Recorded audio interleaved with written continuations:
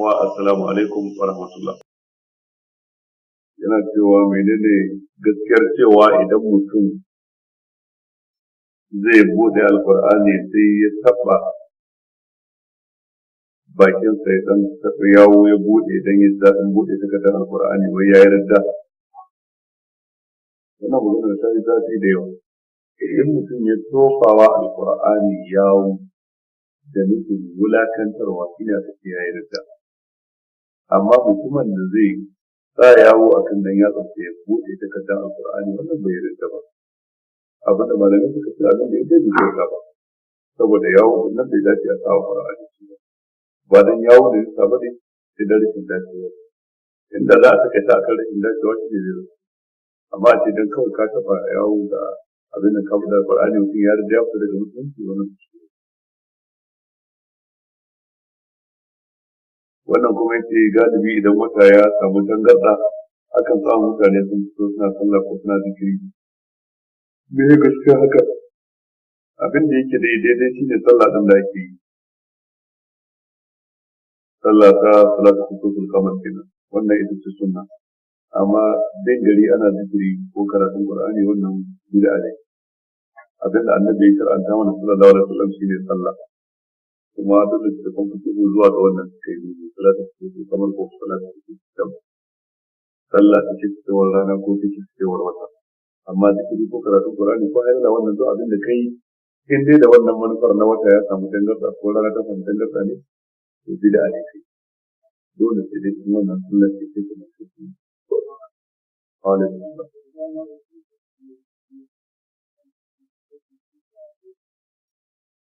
Ba a yi rukusa ba sai wanda ke zarura duk wanda ya je idi banda sallah kuma to zai tsaya ya saurari hudu ba ya hankali barin ka zai tsaya ya saurari hudu ba sai bayan mutum na da uzuri ya tashi ya tafi saboda wannan uzurin ko wannan bayan da ba za mu ce sallar sa ba sai ba farko dai sallar daban ibada ce da zaman kanta sauraron hudubar ko mutum ya tsaya daban kuma ibada ce da zaman kanta mutum na ne mutum ya tsaya saurara to cikin maza ko mata.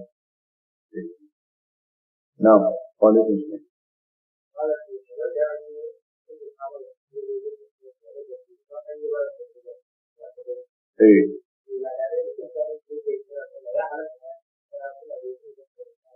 Ba za a yi kiran sallah ba. Abin da yake sahabbai suna yi in wani abu ya buduro musu a daidai lokacin da ba na sallah ba sukan ce as-salatu jami'a. As-salatu jami'a amma ba azan ne yin kiran sallah ake irin wannan ba. Da an faɗi as-salatu jami'a cikin tsakiyar dare abinda wannan ke nunawa lallai wani abu ya faru. Idan ka fito kuma sai ka ji labari don idan ka je wurin za a ce maka ga abin da ya faru don wanda ya san da ya faru shi sai. In jihadi ne za a ce zai faɗa maka in kuma wani abu ne daban kuma zai faɗa maka. To amma yin kiran sallah ba a yi sai a wannan lokacin salloli guda biyar. Ina bin da sunnar annabi sallallahu alaihi wasallam. Shine ma sunna yin cikin jami'i da ko salatu kusufi kan ko kusufi kabari shi da abin da ya dace shi amma malikin tana cikin ganin kusufi kan sa ake yin jami'i amma salatu da kusufi kamar wannan ana yin ta ne a fara abin da ya dace da sunna shine ko ne ana yin na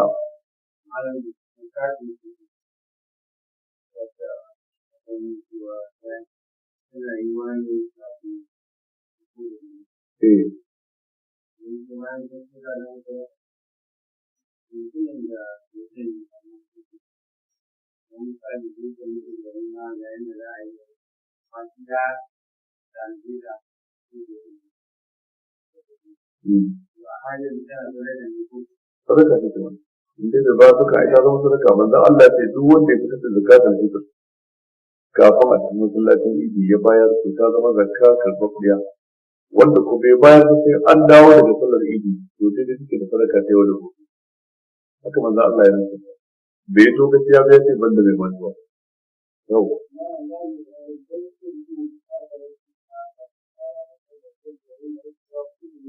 wannan haka shine daidai bayan da ita kafin ranar sallah ana fara fitar da ita tun lokacin da sallah ta rage kwana biyu har zuwa ranar sallah da safe kafin a tafi masallaci wannan tsawon lokacin kaga ya isa mutum kada ya bayar ya gaba idan ka bayar da kuɗi wannan ganin damar ka ne amma ba ta aka idan zaka ba da zakatun fitar kuma ka ba mutum ka ba su in ka bayar wannan ganin damar ka ne kana da karin lada kan wannan wata sadaka ce ta biyu wata ba zakatun fitar ba ce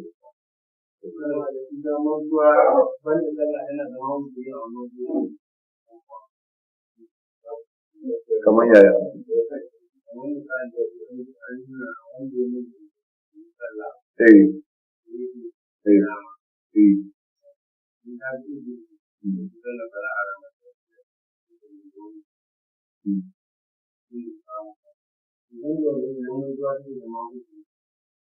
akwai ina tana zama umuri yanzu misali idan mutum yake yin zakatun fitar da gangan yana da zunubi ko bai da wanda kuma ya bisa ga mantuwa ba amma maganar yara ba wannan kuma sai manzon Allah ya ce a rama in bai ce a rama ba za a kaga ne ce duk wanda ya bayar ta zama da zakatun fitar wanda bai bayar ba kuma ta zama sadaka ta kasar sun yi da na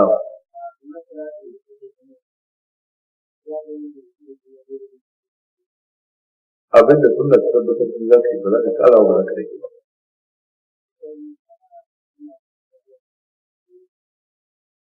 wanda ba amma bai nuni ba cikin hadisi sai yayi na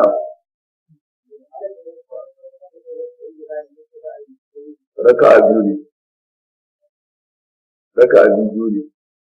wanda ya sa muke da sakaci sosai da sosai shi ya sa muka ce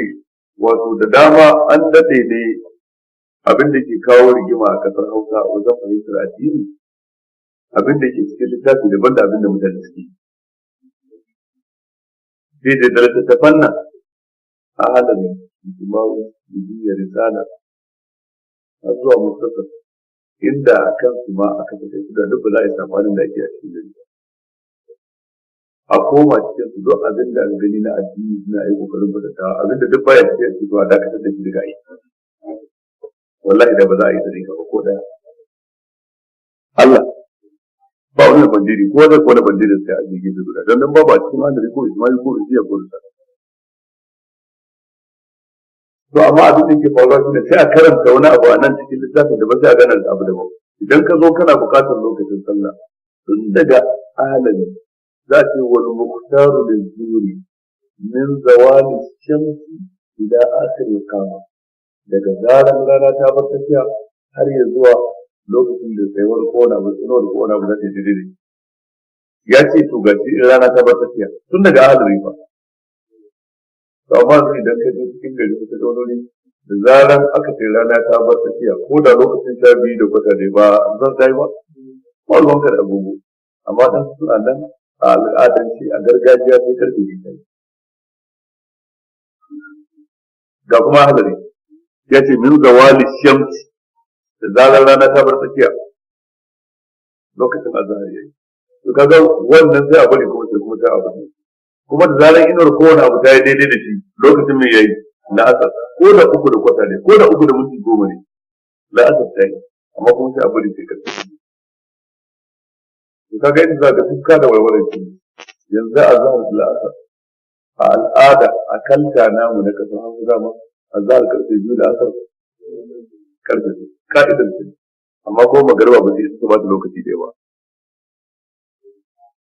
ba su isa ba ha kuma asuba yanzu su ba ta lokaci ɗaya hakan har isha yi saboda menene magariba wani lokacin yanzu rana tana faɗuwa kamar shi da nawa wani lokaci zai zo kuma ga cewa kuma rana ba za ta faɗi ba sai bakwai daidai to ai da sai su mai da ita ce to shi sallan nan ta magariba ita kuma a yi ta da 25 din a ci gaba ba za ta yi da ba ko da nan kaga ya zama tun kada wani kaga da gani wancan ba kan ilimi aka gina ba kan ka'ida aka gina ba to kaga abin da ke cikin littafi da ba abin da mutane ke yi da ba kuma idan ka zo salatu su kuma tun daga qawaidi wajen fasalin fi salatul masnunat ko fi salawatul masnunat babin da ko fasalin da yake magana kan salloli na sunna za a zana maka salatul sufi tausi da salatul sufi kamar sallan kitafewar rana sallan kitafewar wata to amma sai ka tashi tun kana ɗan shekara 15 haka shekara 40 baka taɓa ganin an yi wannan a garin ku ko kawai ku sallar ki tsibar wata ko sallar ki tsibar rana in dai rana ta mutan garɗa ko wata yara za su fito suna yawo cikin gari suna zikiri suna haidala da ki yan daudu da ki kazu dan rana ta samu sauki ko wata ta samu sauki kuma duk malaman da suka karantar da wancan littafin ko suke karantar da zuwa zauren ba sa cewa kar a yi haka ake zuwa ƙasar kaga abin da ke cikin littafin da ba abin da ake da shi ha kuma idan aka samu fari abin da za a yi kenan sai wani fitowa za a ana zikiri da an samu fari ba za a jagoranci mutane ba ta bayan gari a je a yi sallah ta roƙon ruwa salatul istisqa wanda kamata ya idan fari yayi fari sai gwamna ya ba da sanarwa to jama'a gobe za a fita sallar roƙon ruwa kuma ka'ida ba filin idi za a je ba dan filin idi ne ya zama cikin gari inda muna sunna sosai wannan idin da ya tashi daga nan ya koma bayan gari ka'idar ce to amma har yanzu abubuwa da yake da shaka ita na gwamna ya ba da kenan a fita bayan samu wani katon fili a can zaje a yi sallar roƙon ruwa kowa ya taɓa can gurin ba mu yawa mutane sallah da wani ku zai musu gida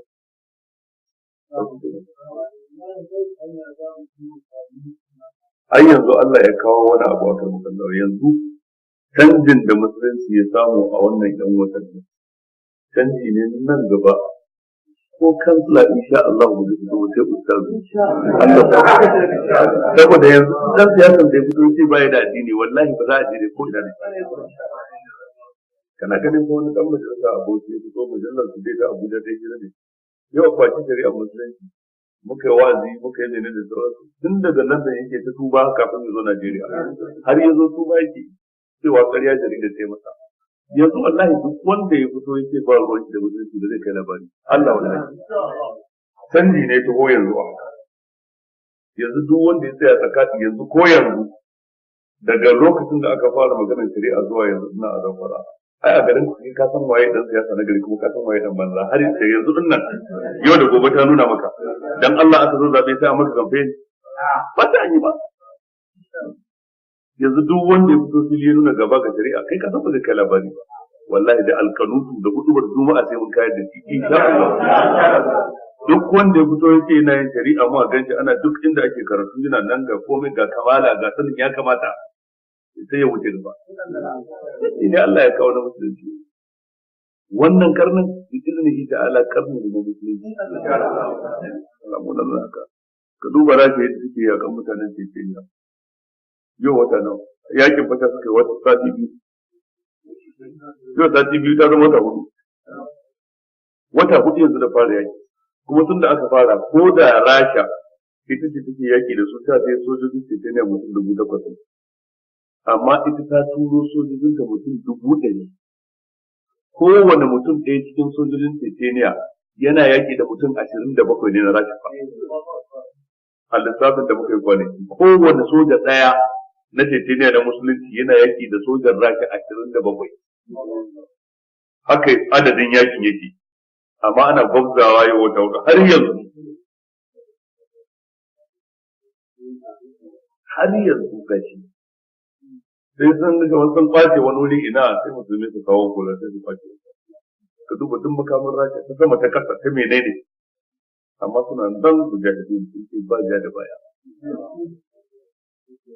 na yi duk ya nuna wa duniya yanzu duk wani rasha a matsayinta na dodo yanzu ta dina ba kowa su shi ne kwamandan yakin su ga shi nan gurin Shamil Basayev yake cewa kasashen Laraba gaba ɗaya rasha ta tsora ta su wai ba za su ba mu taimako ba yace ba mu bukatan taimakon su sai muna addu'a a masallaci ya ishe mu amma so muke mu nuna wa duniya cewa rasha ba ta isa ba dan su dina ba sauran tsoro yace in ya zanto mu 8,000 mun tsayar da yunkurin rasha na kama Grozny dan bai sojojin kasashen musulmi ba za su iya rugurguza rasha ba in suna su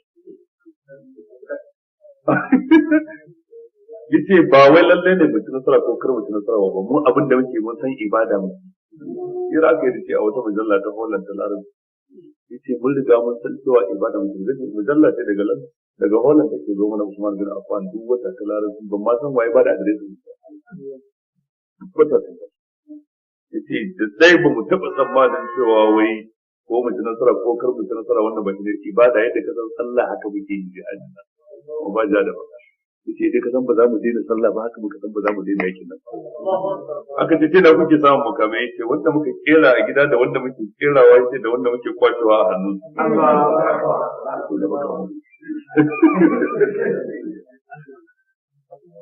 kuma cikin azumi wato wani abu da aka yi na mai ban sha'awa ga wanda yake kallon tashar Saudiya wajen tsakiyar wata sarki Fahad a su mutanen Saudiya suka kafa kwamiti na tara taimako ga su mutanen Chechnya wannan duk ga shi sun ba da lambobin telefon ana su buga da fax da waye da sauran bayan an yi kamar awa biyu cikin awa biyu nan zuwa awa biyu da rabi an tara miliyan 4 na riyal ana cikin haka da sun fi da yiwo waya ya ba da dala miliyan 5 ana cikin haka sai ga wata mace ta aiko mijinta ta ce ita gidan talabijin din da kansa ta turo dukkan kayan gwalagwalanta ne gaba daya tun daga na amarci har ya zuwa wanda ta siya daga baya ta turo mijin da su ta ce ga su gaba daya a sayar da su kimar wannan a kaiwa musulmin Chechnya gudun bashawa tun an riga an farka ko ne dan har yanzu alhamdulillah yanzu dai zan bar sun mana allura wannan kan falla lafiya Allah ya ba su dole mu tabbatar musu ko ba haka ba yanzu ne kowa ya kamata ya farka kasuwancin ka kare mantar da kai addini ka duk abin addini kar ka ba da lokaci wallahi ba ka sai mu barka a baya wallahi yanzu ne fa lokaci yayi da zamanin ka da waye ke tare da shari'a waye baya tare da ita waye ke tare da musulunci waye baya tare da shi dan boko dan siyasa dan kasuwa waye idan ya kama wata rana mu sa mutum takunkumin tattalin arziki mu sa masa mu faɗa a juma'a jama'a wane mai kanti kaza mai sayar da kaza mun sa masa takunkumin tattali kar wanda ya sai komai wajensa saboda baya tare da shari'a wallahi muna daga nan zamu iya kare wani kamfani a London inda mun san ciwon kanmu shaidar da muke sawa ba daga nan ake sa ba a tamfofin da matan mu suke sa yar holal ko yar wace ce idan muka ce waɗannan arnan din da ba sa son musulunci za mu sanya a tamfar mu ta gida yar KTL ko UNTL a Kaduna ita za mu sa gaba ɗaya Holland mun yanke tsawon shekara 2 dan Allah suwa za su jiki wallahi su za su kare amma mu san ciwon kanmu shine magana wallahi idan muka san ciwon kanmu wannan bangaren da kake gani ta daula Usmaniyya wani wuri ne da Allah ya tsaro shi a haka wallahi da akan bakin teku so 1000 gara a jemu a nan gurin su mun ko so ɗaya ne Allah wallahi saboda wuri ne gashi nan gurin ya dace da musulunci ya kuma duk wanda aka ajiye a wajen wani zabe ne Allah ya masa mu yanzu akan shari'a nan ai da can gurin kaga duk alƙiblan mu ta riga ta bace idan kace soja ya zo ya tafka abun siya idan kace dan siyasa ya zo ya tafka abun siya kowa da baya da hukuma a Najeriya kawai sai ga shari'a ta zo yanzu kowa ya san ba abin da zai kai mu gaci sai me sai ita kuma akan wannan in ya kama su datsa kasar gida 2 kai su datsa gida 10 su ba mu ɗaya mai shari'a wallahi mun yadda amma da can wannan rikici na arewanci da kudanci wannan shirme ne mu kuma damu da shi ta haka da tijan arewa gara ba su dawo da tijan musulunci kawai ba da lokaci da arewa musulunci kai tsaye tun daga nan har bakin teku inda musulunci yake nan da garin mu kuma sai mun kai sai magana Allah ya mana gaban kai assalamu alaikum Allah ya musulmai sun farga ya zuwa yanzu wannan yan kwamiti a nan da arewa na san sun je Bauchi don lokacin muna can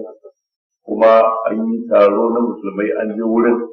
an gabatar da shawarwari da sunan kungiyoyin musulunci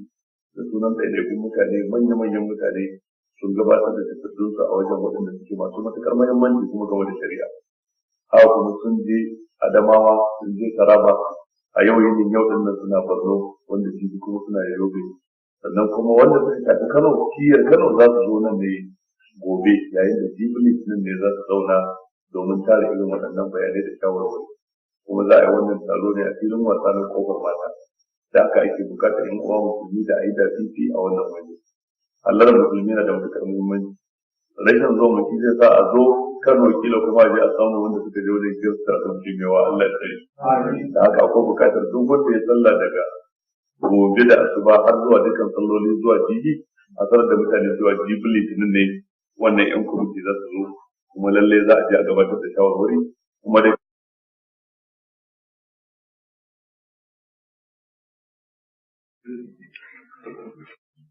yake cewa wai su ahli suffa da aka karanta waɗansu suna kafa hujja da cewa waɗannan ahli suffa ɗin wato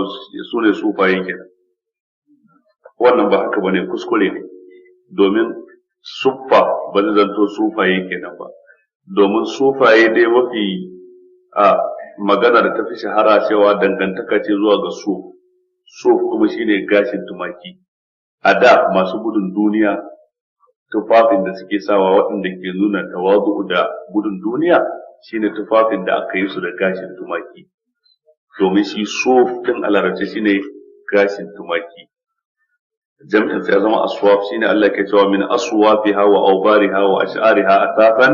wa mata'an ila hin. Suf kenan. To me yasa gashin tumaki sai ya ce sufi?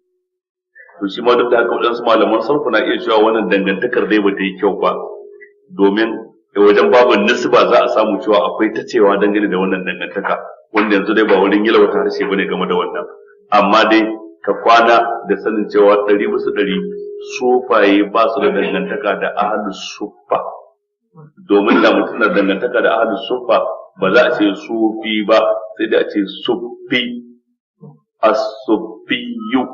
ba as-sufiyu ba bil wawi, wanda su sufaye suna kawo shi ne bil wawi, as-sufiyu sufi kenan, ko as-sufiya sufancin karan kansa, ko at-tasawwuf aikata ayyuka na sufaye din karan kansa. To kaga wannan babu yanda za ka ce ya dace da ahlus suffa. An gane ko? Shi kuma sufanci din kamar da Ibn al-Jawzi ya faɗa cikin littafin Talbis Iblis, yace farkon musulunci mutane ba su da wani lakabi sai musulmi sai mummuni, muslim mu'min, haka addini ke faɗa. Al-muslimun al-mu'minun, babu ba wanda ke da wani suna haka. Yace daga baya ne tafiya ta tafiya, bayan shudewar annabi, bayan shudewar sahabbai, bayan shudewar tabi'ai, farkon zuwan lokacin tabi'ina ko wani lokaci da biyo ba su, sai aka fara samun kuma zahid mai gudun duniya, zuhad. To shi kanka a ce maka zahidi din bid'a ne, dan asali mummuni musulmi, huwa sammakumul muslimina, ba haka bane ba? To amma sai aka fara kiran zahid. To tunda aka fara kiran mutane zahidu, to daga nan muna aka fara tsiya. An gane ku, a ce zahidi mai gudun duniya, zuhadu sufaye, mai kaza mai kaza mai kaza. To kuma daga nan sai aka samu shi at-tasawuf. To shine at-tasawuf din ya ta karkasa shi, ko da a ce zuwa ga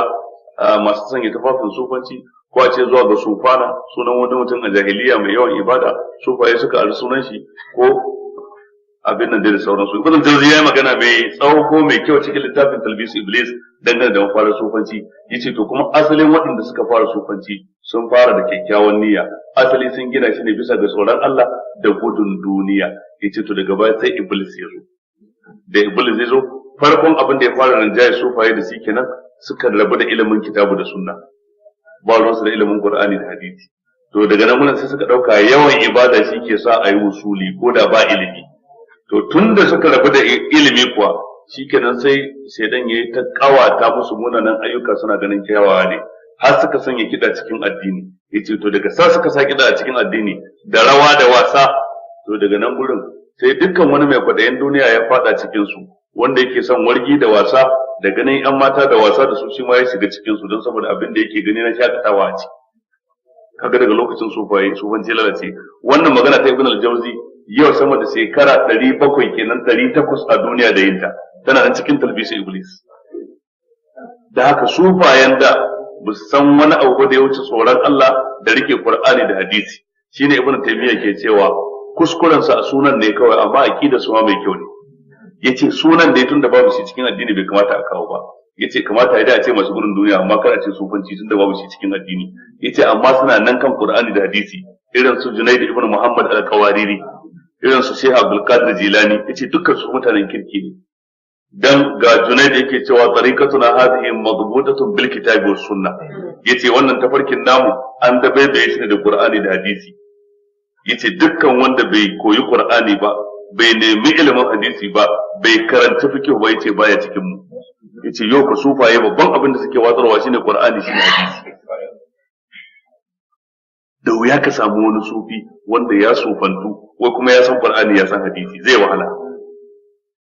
Ko dai ka samu wanda an zuga shi an ce malamin hadisi ne ko bai iya hadisin ba. Akwai sufaye da dama a kasar nan aka zuga su aka ce malamin hadisi, sai ka fara karatu da su tattauna addini sai ga jahilai ne, ko wanda gaba ɗaya ma bai san Qur'ani ba, wanda wannan su suka fi yawa yau musamman a sufayen Kano, wanda ba da alaka da Qur'ani, gaba ɗaya ba da alaka da Qur'ani shi da mutanen gidansa, amma ka rasa yadda aka yi zama wali. Akwai wani ma wallahi a Maiduguri carbi yake sayarwa a bakin masallacin Juma'a, carbi yake sayarwa kawai haka wata rana sai rikide sai ya zama wali, shi kenan yau ya zama wali. Carbi fa wallahi duk wanda ya san tarihinsa bai san tarihinsa da karatu ba, an san dai malam wani bai sai da carbi a bakin masallacin Juma'a, har kawai sai rikide ya zama wali da karfin tsiya, kuma shi kenan aka bi shi a haka. Allah ya tsare mu. Amin. Wannan ke cewa hadisin Huzaifa bin Al-Iman da man karanta an nuna annabi na da in ya dago daga ruku'i, wannan na nuna mutum ya kara daura hannu kenan. A hadisin bai ce ka kara daura hannunka ba, a cikin hadisin dai bamu ga haka ba. Ita mas'alar idan mutum ya dago daga ruku'i kafin ya tafi hijira, shin zai sake daura hannu ko bai sake daurawa ba? Mas'ala ce wanda take malamai sun yi sabani. Akwai wadanda suke ganin ba za ka dora ba, irin su Nasiruddin Albani Allah ji kansa da gafara, har ya kawo su sashi ya kai cewa duk wanda ya dora ya yi bid'a. Akwai wadanda suke ganin za a dora su Sheikh bin Bas, ko mun sha fatawa kan wannan. Ciki duk wanda kake ganin cewa dalilin sa ya fi gamsar da kai sai ka bi masa, ana ce ijtihadiyya tunda ba nasi a kanta. Wa nazana min kulli ummatin shahidan fa qulna hatu burhanakum. Abinda ake nufi a cikin kowace al'umma za a tayar da mai shaida a ranar tashin kiyama. To mai shaidan nan shine annabin kowace al'umma, shi zai shaida ga al'ummar su kenan. Tunda Allah ce fa kaifa idza ji'ina min kulli ummatin bi shahidin wa ji'na bika ala haula'i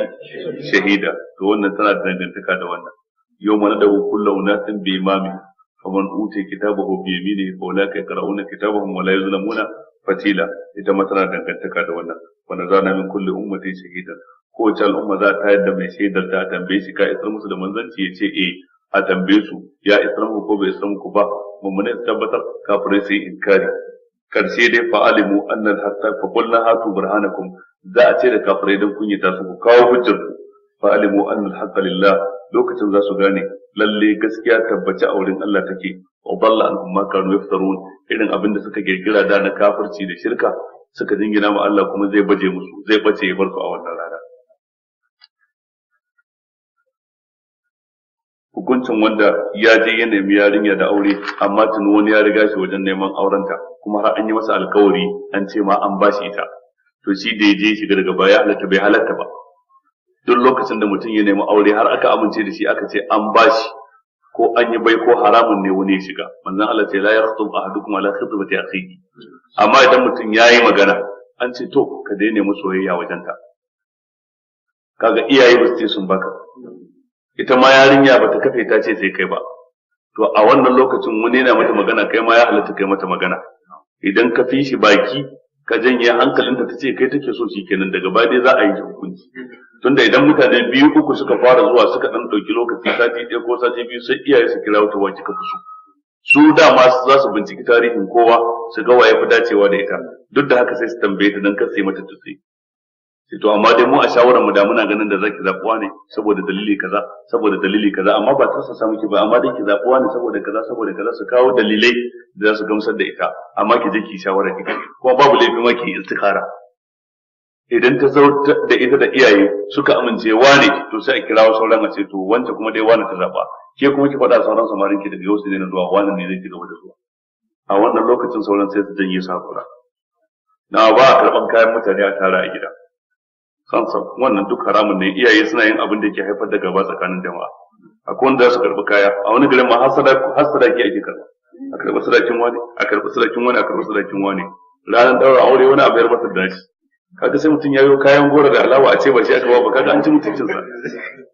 Gara cikin duhun dare ku mika masa kayan sa, ba ma zai zo wajen ɗaura an kunyatar da mutunci.